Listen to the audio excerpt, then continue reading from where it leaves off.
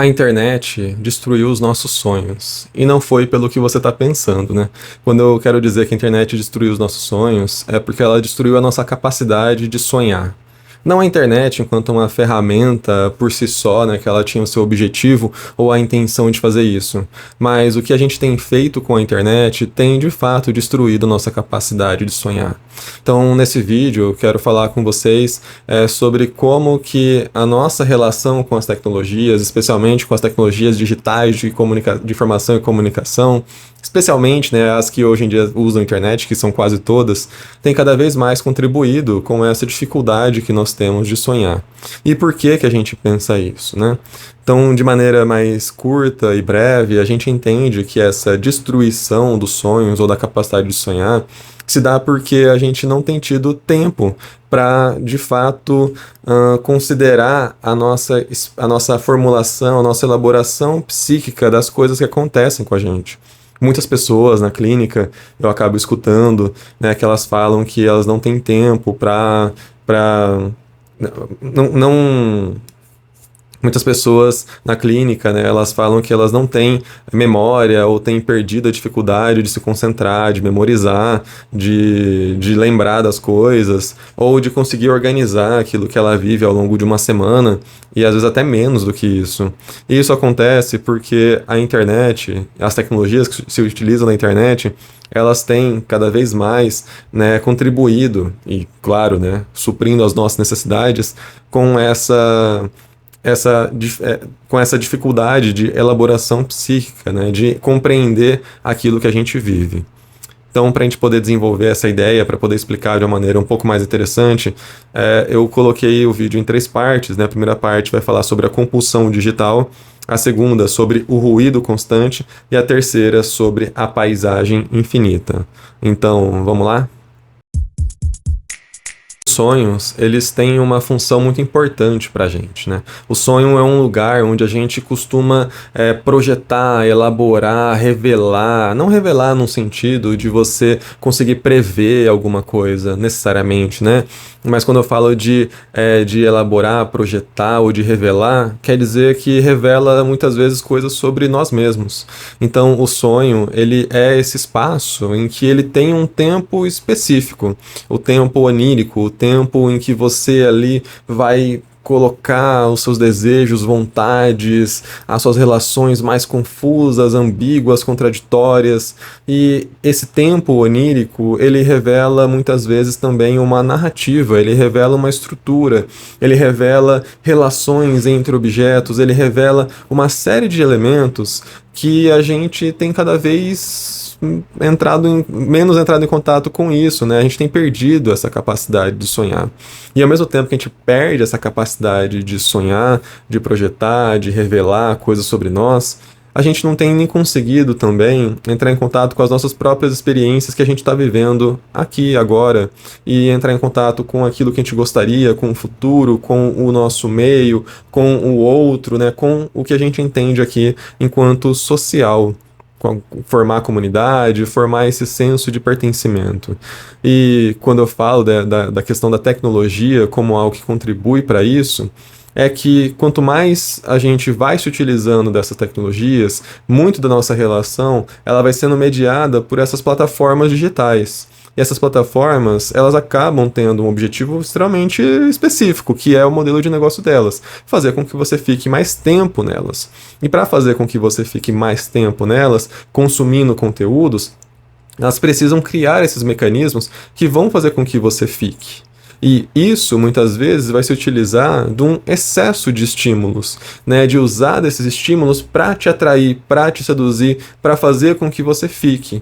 Mais 10 segundos, mais 30 segundos, mais 1 minuto, mais 2 minutos, mais meia hora, mais 1 hora, e quando você viu já ficou ali há muito tempo. E aí, diante de tantos estímulos, será que a gente está tendo capacidade de elaborar todos eles? Será que a gente está tendo a capacidade de fato, lidar, compreender, simbolizar cada estímulo desses?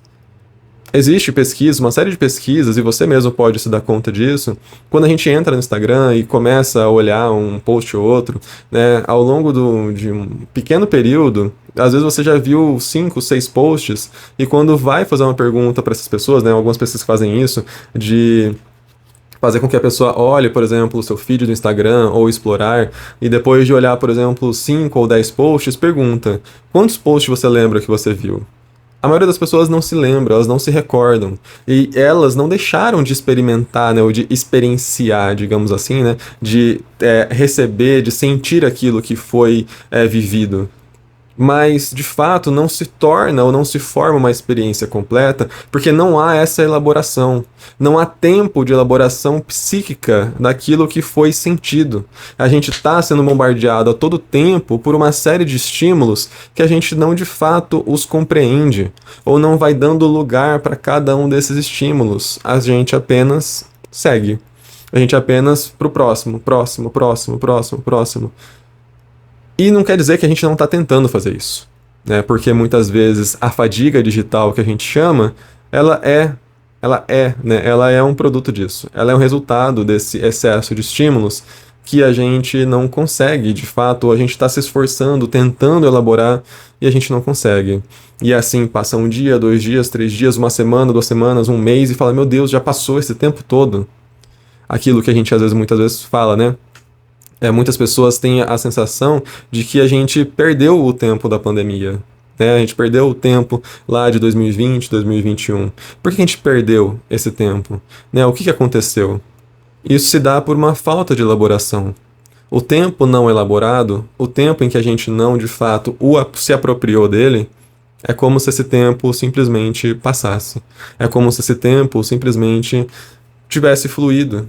E aí a gente não viu. Passou, já foi, é o próximo. É um ano, outro ano, outro ano, outro ano, outro ano.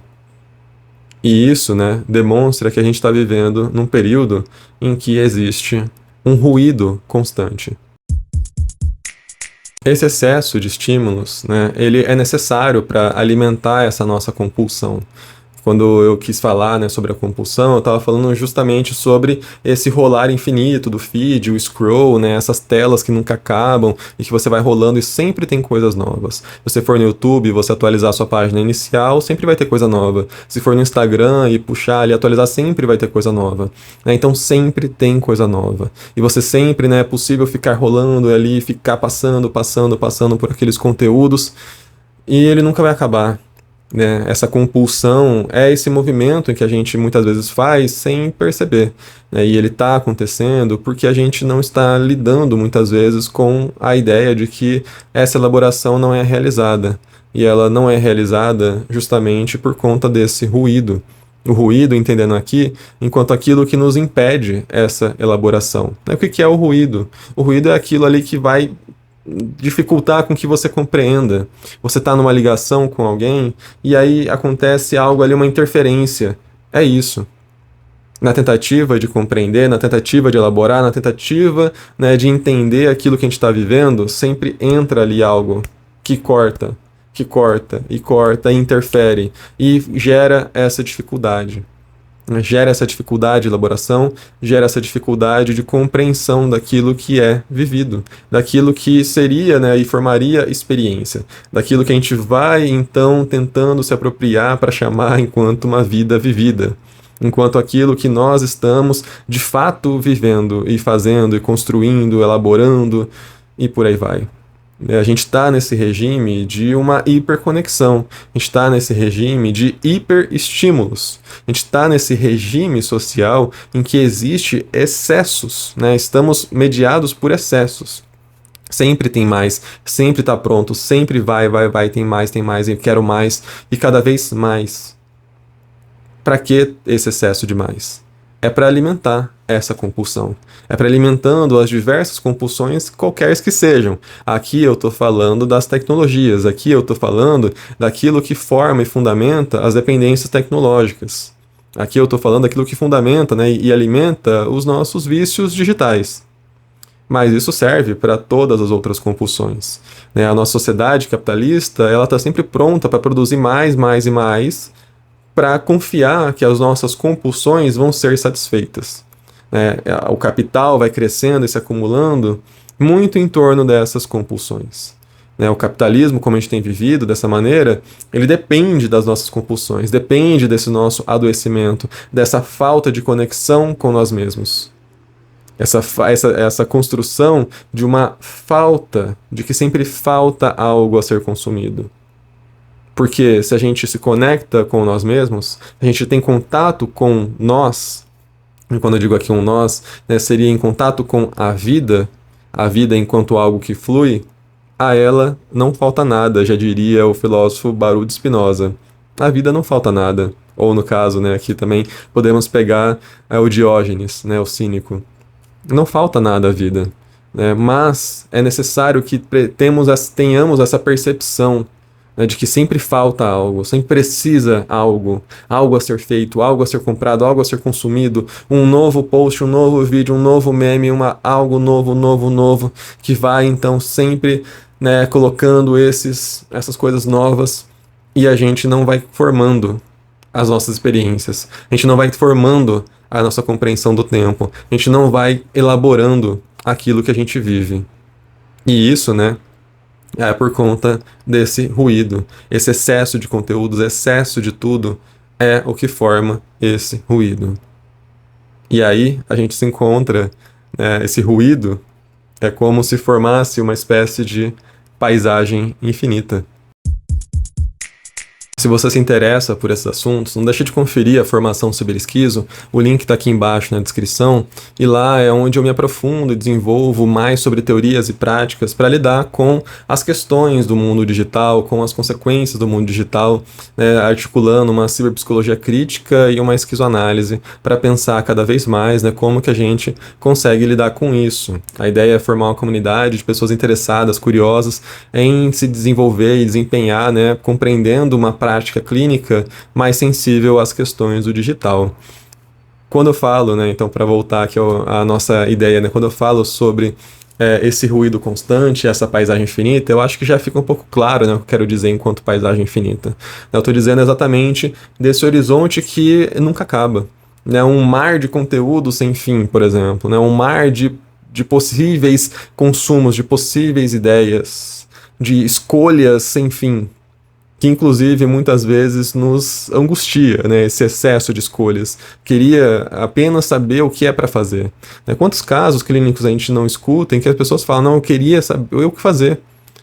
Eu tô cansado de ter essa dúvida, eu tô cansado de ter a possibilidade de escolher. É como se eu quisesse que já algo soubesse, já pronto. E o que é isso, se não essa dificuldade de elaboração psíquica daquilo que a pessoa está vivendo, de compreender seus desejos, de compreender aquilo que mais corresponde à pessoa ou não. Ela vai sendo seduzida por conteúdos, por histórias, por narrativas, por rituais, entre aspas, rituais entre aspas, que não são de fato aquilo que dá sentido à vida. São mais essas repetições que fundamentam as compulsões. São mais essas repetições de comportamentos, de condutas, que na verdade não estão dando forma, não estão preenchendo alguma coisa, não estão, então, satisfazendo a pessoa. Não no sentido de consumir e me satisfazer, me sentir bem ou alguma coisa assim, mas satisfazer no sentido existencial. Satisfazer no sentido de uma espécie de aqui está, aqui está aquilo que estou vivendo, aquilo que estou fazendo, como se nada faltasse. É um sentimento que cada vez mais vai se distanciando da nossa capacidade de experimentar. Sempre falta algo novo para comprar, para consumir, seja enquanto um produto digital, seja enquanto um produto para comer, um conteúdo, um meme, uma tendência, algo ali que vai me movimentar de uma certa maneira. Já que eu não consigo elaborar e entrar em contato com aquilo que já sou. Como eu falei, a vida, não falta nada. Já sou. Como é difícil, então, entrar em contato com isso, então eu vou buscando, tentando preencher. Só que isso nunca preenche porque são fragmentos. Essa paisagem infinita, ela é formada por uma série de fragmentos. que, né, vai estar sempre ali à disposição, mas de fato nunca é algo completo. Se não existe a própria narrativa, se eu não tenho a minha narrativa, a minha história, se eu não elaboro a minha história, se eu não elaboro a minha vida, não tenho essa vida formada, construída, então eu apenas vou seguindo por fragmentos e mais fragmentos. Se eu não tenho os meus rituais de longo prazo, se eu não tenho aquilo que me organiza e me orienta temporalmente e até também espacialmente, eu apenas vou vivendo por episódios, como se fosse episódios de série, que eu vejo 20 temporadas e não lembro direito o que aconteceu na primeira, na segunda, na terceira, né? São episódios, são momentos, são fragmentos. Não são experiências, não são vidas, não são elaborações, são fragmentos, não são narrativas de fato, né? São as narrativas de marketing. É aquela história que de alguma maneira faz um sentido curto para você só para te seduzir, só para fazer com que você perceba algo diferente. E a partir dessa percepção, né, você compra. Você se satisfaz? Não, mas você compra, mas você consome, mas não te satisfaz, não te preenche. E aí, o que fazer diante disso? Né, o que e como lidar com essas questões? Eu não gosto de maniqueísmos, de bom e de mal, ou daquela ideia de pessimismo e otimismo, né? Então tem o cyber-otimismo, o cyber-pessimismo e por aí vai. Eu não entro muito nessa onda, porque as coisas não têm valor intrínseco por si só, né? Uma plataforma não tem valor intrínseco por si só, a tecnologia, o objeto não tem valor intrínseco por si só. Então, pensar em saídas, pensar em propostas é, de fato, olhar para a realidade, olhar para aquilo que a gente vive e partir para essa elaboração. Partir, então, para como elaborar? Uma reflexão, uma crítica, um olhar demorado, tentar se apropriar do tempo, tentar se apropriar do espaço, tentar se apropriar da vida. Tentar olhar novamente, né, ter esse olhar dedicado. Tentar, então, construir estratégias para isso, tentar construir maneiras para isso. É simples? Não. Mentira, não, acho que é simples, talvez não seja fácil, né? Simples seja porque, talvez simples pode ser, porque é algo que faz parte da nossa cultura ainda, né? Faz parte da cultura que eu digo, não enquanto o que é cotidiano e comum, mas faz parte da experiência humana essa saída, faz parte da experiência humana essa possibilidade, porque queira ou não, né, é isso que a gente está fazendo, mesmo que agora de maneira um pouco mais prejudicada, né?